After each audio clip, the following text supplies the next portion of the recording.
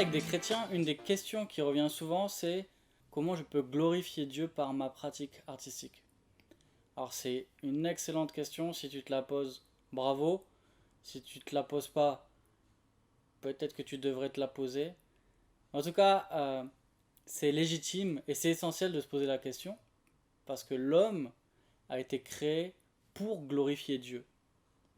Il participe au but de la création qui est de glorifier Dieu.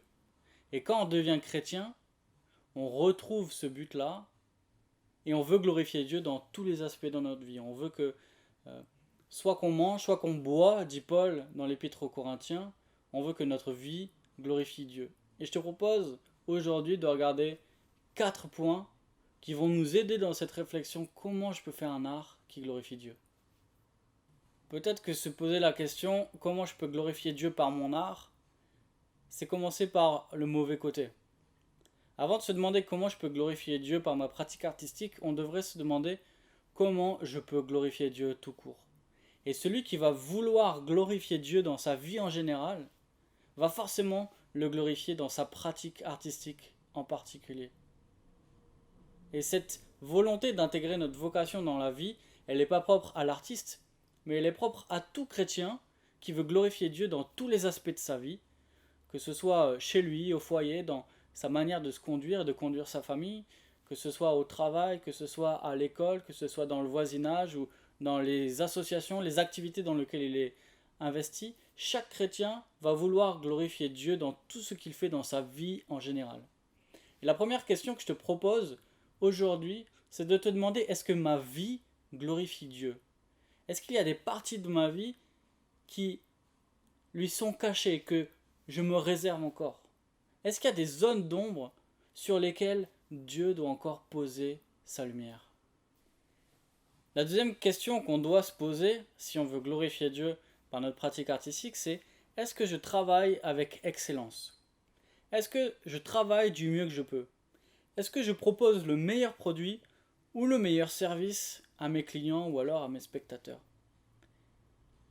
Un des buts qu'on a, nous, en tant que créateurs avec un petit c, c'est de refléter le créateur avec un grand C. Et si on sert un Dieu d'excellence, on veut le refléter par notre propre excellence. Et on doit être bon dans tout ce que l'on fait et dans notre vocation artistique en particulier si on est un artiste. Et notre excellence va non seulement refléter l'excellence de Dieu, mais elle va aussi refléter l'amour qu'on a pour nos prochains. Après tout, c'est une preuve d'amour de vouloir donner le meilleur pour l'autre, de vouloir se surpasser pour lui offrir le meilleur produit, le meilleur service, la meilleure expérience. Donc rechercher l'excellence, c'est refléter à la fois le Créateur et le but du Créateur d'être un Dieu d'amour. La troisième question à se poser si on veut glorifier Dieu pour notre art, c'est est-ce que mon travail reflète la vision biblique du monde? Et j'en parle dans une autre vidéo, la vidéo qui pose la question est-ce que l'artiste doit être un évangéliste? Mais je pense, attention spoiler, je pense que l'artiste ne doit pas forcément employer sa pratique artistique pour proclamer le message de l'évangile. L'art n'est pas seulement une forme de prédication déguisée. Il ne cherche pas à répéter ce que la Bible dit. Par contre, même si le but de l'œuvre n'est pas forcément de proclamer le message de la Bible, la pratique artistique et le contenu de notre pratique artistique doit refléter et être en accord avec la vision biblique du monde. Notre travail doit s'inscrire dans le cadre général de la révélation de Dieu. Et il doit exalter la beauté, il doit exalter la bonté, il doit condamner les mensonges qui contre la vérité, il doit montrer la laideur du péché. Et pour cela, il n'y a pas besoin d'avoir un art, une pratique artistique qui ressemble à de la propagande. Seulement d'être en accord et de refléter la vision biblique du monde. Il suffit que notre art parle du monde tel que Dieu le voit et tel que Dieu l'a créé, et tel qu'il est dans son état de déchéance après la chute, et tel qu'il sera. On aura une vidéo complète dédiée à la question de la vision biblique de l'art et de comment notre art peut refléter cette vision biblique. Et même si l'art n'est pas un message de type prédication, de type propagande, il dit quelque chose.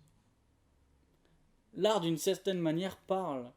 Et toi, en tant qu'artiste, tu parles à travers ton art. Et je crois qu'on peut être d'accord avec ça. Et la question qu'on peut se poser, c'est qu'est-ce que je dis à travers ma production artistique? Si on devait placer côte à côte toutes les photos que j'ai prises, toutes les peintures que j'ai peintes, toutes les installations que j'ai faites, tout ce que j'ai écrit, tout ce que j'ai produit, tout ce que j'ai fait, quel est le message qui ressortirait de ça?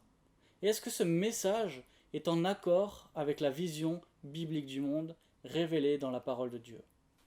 Quatrième question à se poser, si on veut avoir une production artistique qui glorifie Dieu, c'est est-ce que mon art bénit mon prochain?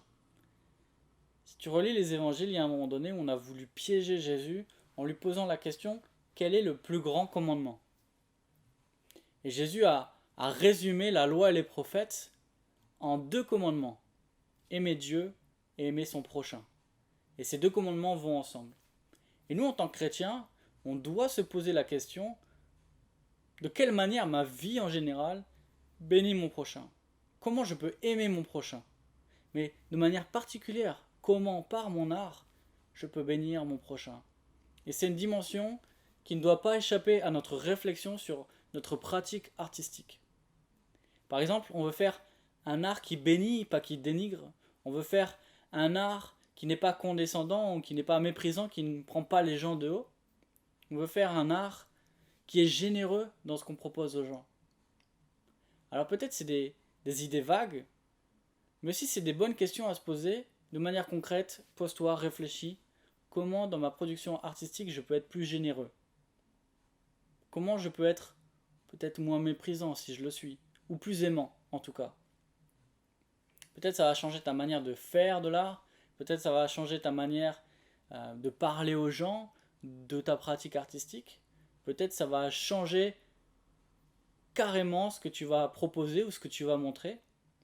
Mais tu dois te poser la question, comment je peux bénir les autres? Comment je peux mettre au service des autres le don que Dieu m'a donné? Peut-être aussi ça va être l'occasion pour toi de bénir un proche, un voisin ou ton église par les dons que Dieu t'a donnés. En tout cas, pose-toi la question, comment je peux bénir celui qui se trouve sur ma route par ma pratique artistique? Une autre chose aussi dont on veut s'assurer, c'est que on veut pousser les gens plus près de Dieu. On ne veut pas les pousser plus près du péché. Alors, je ne dis pas qu'on ne doit pas montrer le péché.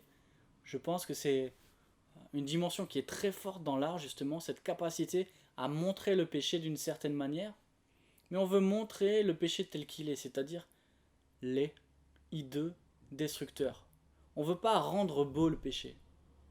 Comme j'ai dit, on veut accorder notre vision du péché sur la vision biblique du péché. Et on veut montrer le péché tel que la Bible le décrit.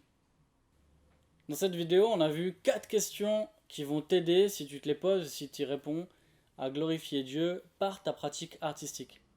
Alors, je vais les répéter, parce que c'est des questions qui sont bonnes à se poser, mais aussi peut-être qui ne sont pas juste bonnes à répondre par oui ou par non, mais à dire comment je peux faire mieux. Et la première, c'était, est-ce que ma vie glorifie Dieu? Alors on peut se dire oui, non, mais je te propose de réfléchir à quelles sont les parties de ma vie qui ne glorifient pas encore ou dans lesquelles je pourrais mieux glorifier Dieu. La deuxième question, c'était, est-ce que je travaille avec excellence?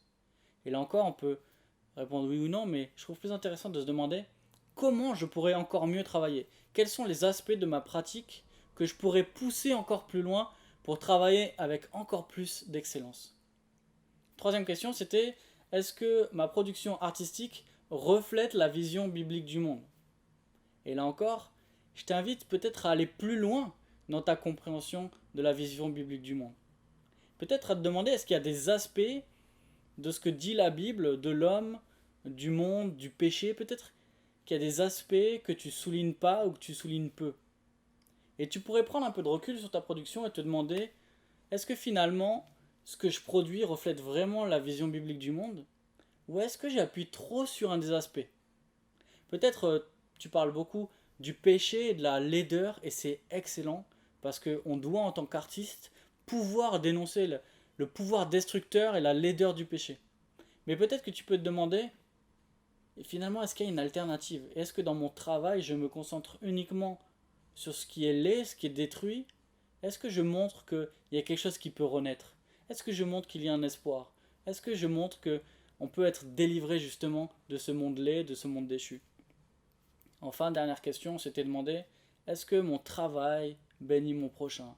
Et là encore, je t'invite à te demander comment ton travail peut bénir soit plus de monde, soit mieux bénir ton prochain. Comment tu peux réfléchir pour que ton travail soit mis au service des autres? Et comment tu peux enrichir la vie des gens par ton travail et par ta production artistique? J'espère que ces 4 questions t'ont aidé, j'espère que tu vois un peu plus clair, et j'espère que demain tu produiras un art qui glorifie encore plus Dieu.